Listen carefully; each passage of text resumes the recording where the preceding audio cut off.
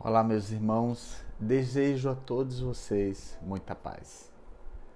Neste dia em que nos encontramos para o estudo do Evangelho, onde possamos sentir a presença de Deus, de Jesus e dos bons espíritos em torno de nós, na nossa casa, na nossa vida. Tem sido dias difíceis, eu bem sei, mas com o refrigério da oração, da proteção divina, do amparo de Deus, de Jesus e dos espíritos de luz, nós vamos superar essa fase. Tenhamos fé, confiemos que tudo isso vai passar. Vamos fazer a nossa prece. Senhor Deus, Pai amado, cobre-nos com a tua divina luz e nos traz a tua paz. Jesus, amigo querido, vinde a nós, tu que caminhastes por esta terra e ainda caminhas como Espírito, trazei à nossa vida a paz, a harmonia, o bem-estar, a saúde. Jesus, tende piedade de nós que necessitamos tanto do teu amparo e da tua proteção.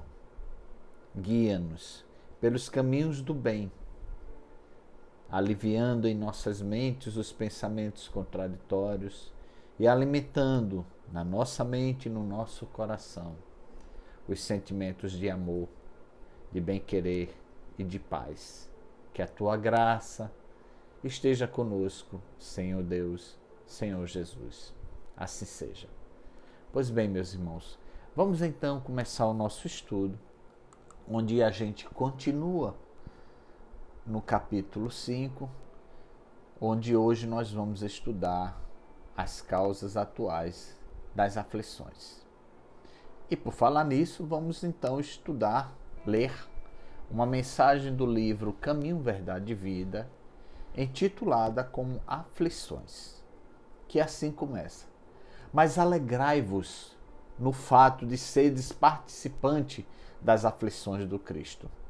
Primeira Epístola a Pedro, capítulo 4, versículo 13.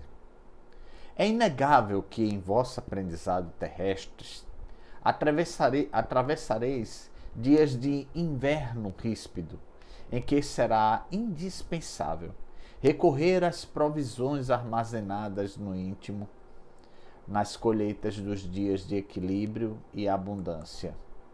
Contemplareis o mundo na desilusão de amigos muito amados, como templo em ruínas, sob os embates de tormenta cruel.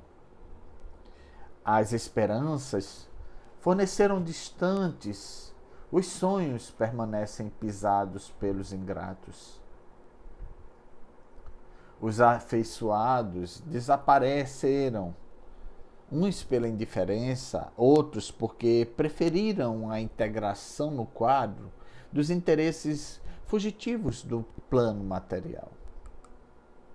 Quando surgir um dia assim em vosso horizonte, compelindo-vos à inquietação e à amargura, certo não vos será proibido chorar.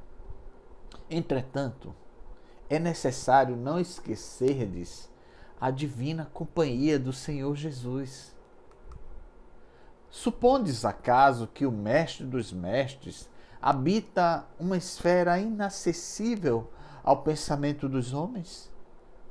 Julgais porventura não receba o Salvador ingratidões e apodos por parte das criaturas humanas diariamente?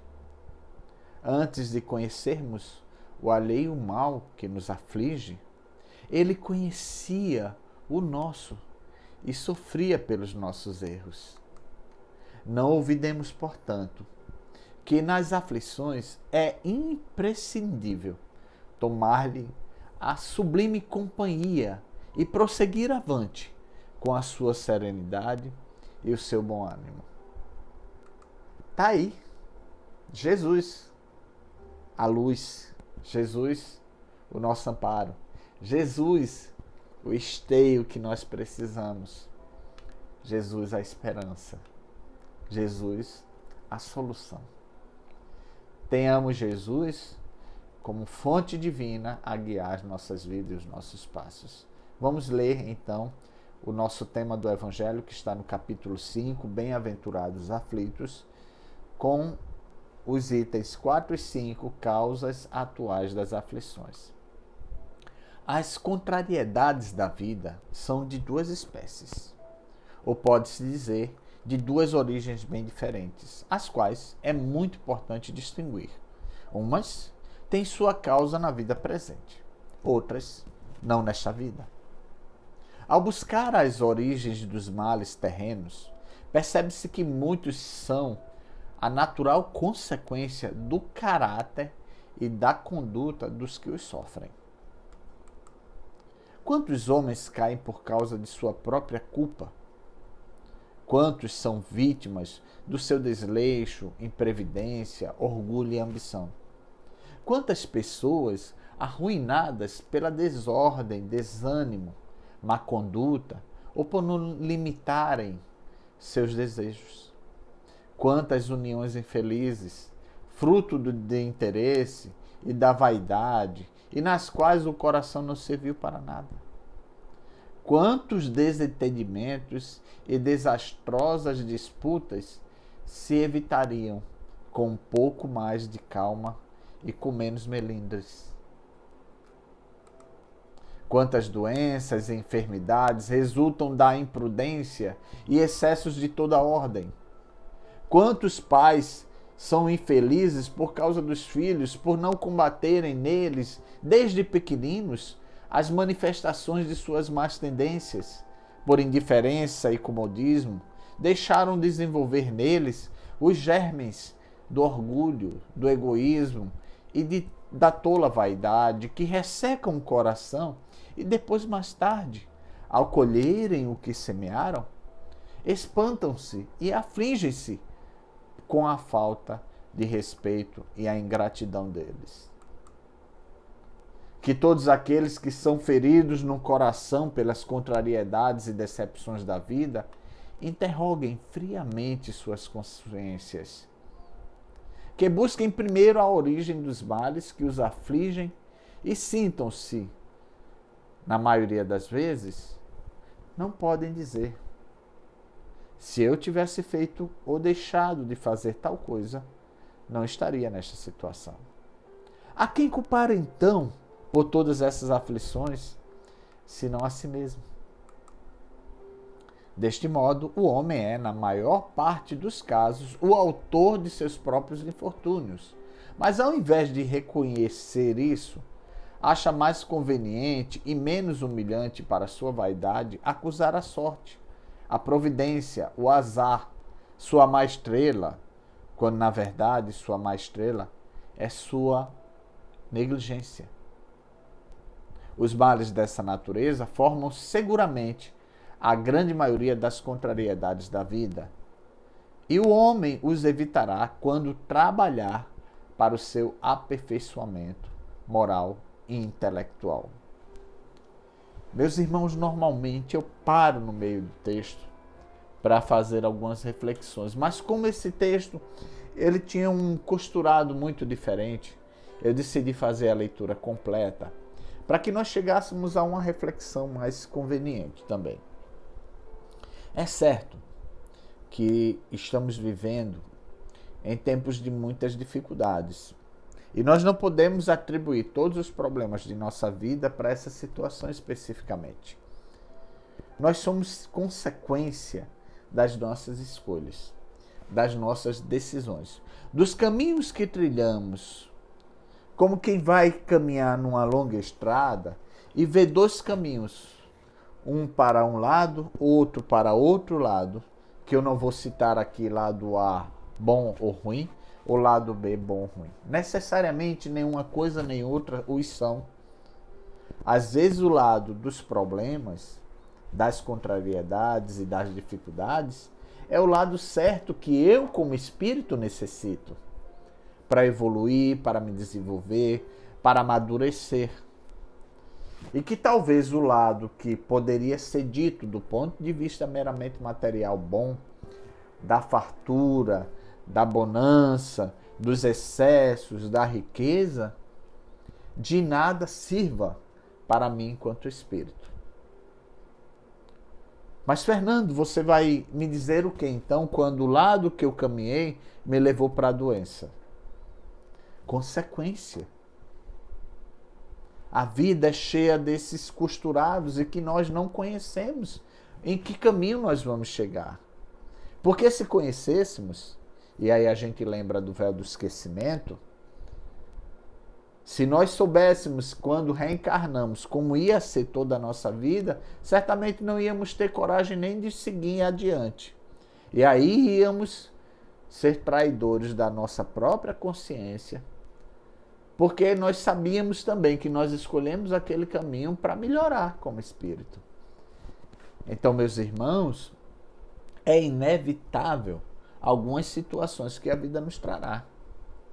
Será inevitável passarmos pelos conflitos. Será inevitável passarmos pelas dificuldades. Será inevitável passarmos pelos estremecimentos das relações interpessoais. Isso representa amadurecimento, isso representa desenvolvimento, isso representa o discernimento que a gente vai aprender a ter sobre o fato de escolher se a amizade A ou B é melhor, se o trabalho A ou B está bom para a gente, e se desistir dele vai ser melhor indo para outro caminho que certamente talvez não seja. Então tem certas situações que são muito conflituosas e ao mesmo tempo difíceis de nós decidirmos. No entanto, meus irmãos, eu posso dizer que só há um caminho para trilhar a estrada íngreme da vida, a estrada pedregosa que a vida traz.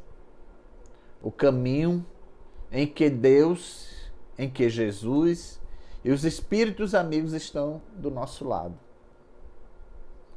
O caminho em que a gente, mesmo enfrentando a dor e o sofrimento, nós não estamos praguejando. O caminho em que, mesmo passando pelas dificuldades, por uma doença, nós não cobramos de Deus a responsabilidade pelos erros que nós cometemos também, não apenas nessa vida, mas nas vidas passadas. Porque muitos de nós não temos consciência disso. E nem sabemos, nem aceitamos até mesmo a reencarnação. Muitas pessoas, né? Então, se a gente tivesse consciência de que essa existência também é uma consequência das existências passadas e que nela nós trilhamos, acertamos com Deus de que ela seria uma parte dos ajustes do nosso passado delituoso, conflituoso, complexo como espírito, nós íamos compreender por que tantas aflições. Íamos até aceitá-las e trabalhar para a caminhada ser melhor. Compreendamos então que estamos no caminho e que com Jesus esse caminho será de luz, mesmo que seja com dor e sofrimento. Porque é no momento de aflições e no momento de alegria que devemos agradecer e ao mesmo tempo resignadamente caminhar. Então que Jesus abençoe a todos e possamos caminhar a nossa caminhada nessa trilha ascensional enquanto espíritos. Vamos fazer a nossa prece agradecendo por esse evangelho. Te agradecemos, Senhor Deus, querido Jesus, por mais esse evangelho onde fizemos uma reflexão sobre as causas atuais das aflições. Que possamos nos fortalecer na fé, na certeza de um amanhã melhor. Que a tua paz e o teu amor permaneça conosco. Ilumina a mim e a todos os irmãos que estão assistindo esse vídeo nesse momento. Que recebam a tua bênção, a tua paz e a tua proteção, saúde e amor. Assim seja. Pois bem, meus irmãos, que a paz de Jesus esteja com vocês. Que ele entre em sua casa, trazendo paz, levando paz, harmonia, bem-estar, equilíbrio e felicidade. Que Deus nos abençoe. Muito obrigado.